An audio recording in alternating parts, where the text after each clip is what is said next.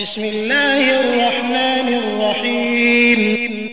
يا أيها النبي إذا طلقتم النساء فطلقوهن لعدتهن وأحصوا العدة واتقوا الله ربكم لا تخرجوهن من بيوتهن ولا يخرجن إلا أن يأتين بفاحشة مبينة وتلك حدود الله ومن يتعد حدود الله فقد ظلم نفسه لا تدري لعل الله يحدث بعد ذلك أمرا فإذا بلغن أجلهن فأمسكوهن بمعروف أو فارقوهن بمعروف وأشهدوا ذوي عدل منكم وأقيموا الشهادة لله ذلكم يوعظ به من كان يؤمن بالله واليوم الآخر ومن يتق الله يجعل له مخرجا ويرزقه من حيث لا يحتسب ومن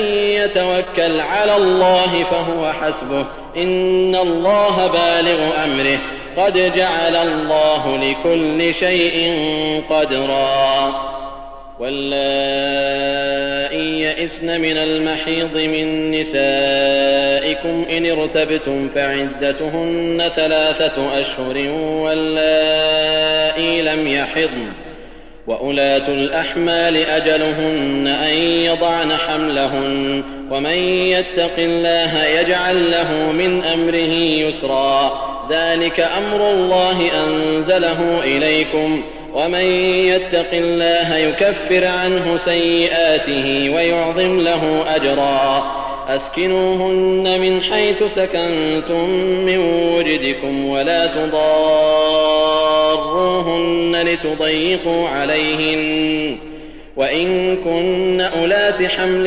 فأنفقوا عليهن حتى يضعن حملهن فإن أرضعن لكم فآتوهن أجورهن وأتمروا بينكم بمعروف وإن تعاسرتم فسترضع له أخرى لينفق ذو سعة من سعته ومن قدر عليه رزقه فلينفق مما آتاه الله لا يكلف الله نفسا إلا ما آتاها سيجعل الله بعد عسر يسرا.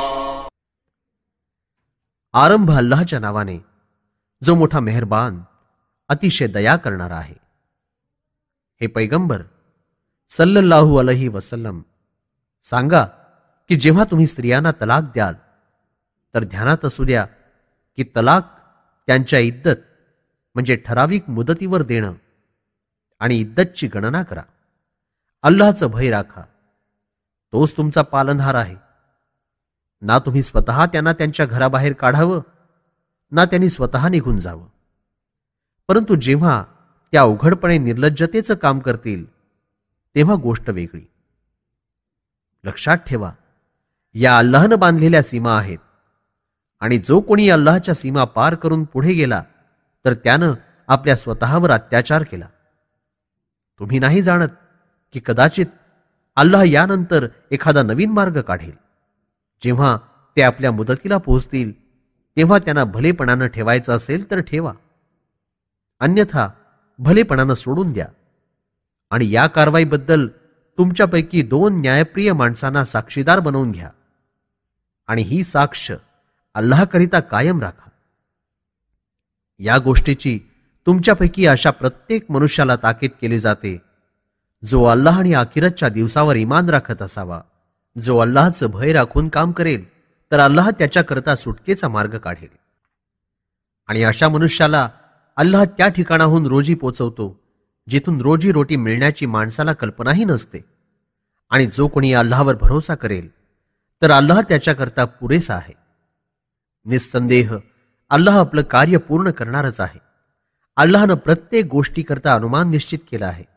आणि तुमच्या स्त्रियांपैकी ज्यांना मासिक पाळीची आशा नसेल, जर तुम्हाला शंका असेल तर त्यांचा इद्दत अवधी 3 महिने आहे. आणि त्या स्त्रियांची मुदतही 3 महिने राहील ज्यांना अजून मासिक पाळी आलेली नाही. आणि गर्भवती स्त्रियांच्या मुदतीचा अवधी असा की त्यांनी आपल्या प्रसूतीचा काळ पूर्ण करावा. आणि जो कोणी अल्लाहचं भय राखून जीवन पार पाडेल तर अल्लाह त्याचं काम सोपं करतो. हा अल्लाहचा आदेश आहे, तो त्यानं तुमच्याकडे अवतरित केला आहे. जो मनुष्य अल्लाहचं भय राखून कर्म करेल, अल्लाह त्याची वाईट कर्म दूर करेल आणि त्याला फार चांगलं फळ प्रदान करेल. तलाक दिलेल्या स्त्रियांना राहण्याकरता आपल्या कुवतीनुसार घर द्या आणि त्यांना नुकसान पोचवून त्रास देण्याचं सोडा. आणि त्या गर्भवती असतील तर जोपर्यंत त्या प्रसूती काळ पूर्ण करून घेत नाहीत त्यांच्यावर खर्च करा. जर त्या तुमच्या सांगण्यावरून तुमच्या बाळाला दूध पाजतील तर त्याची त्यांना मजुरी द्या. आपापसात भलेपणानं सल्लामसलत करून काम ठरवा. आणि जर आपापसात तुमचं जमत नसेल तर भांडण करू नका. बाळाला दुसऱ्या एखाद्या स्त्रीनं दूध पाजावं.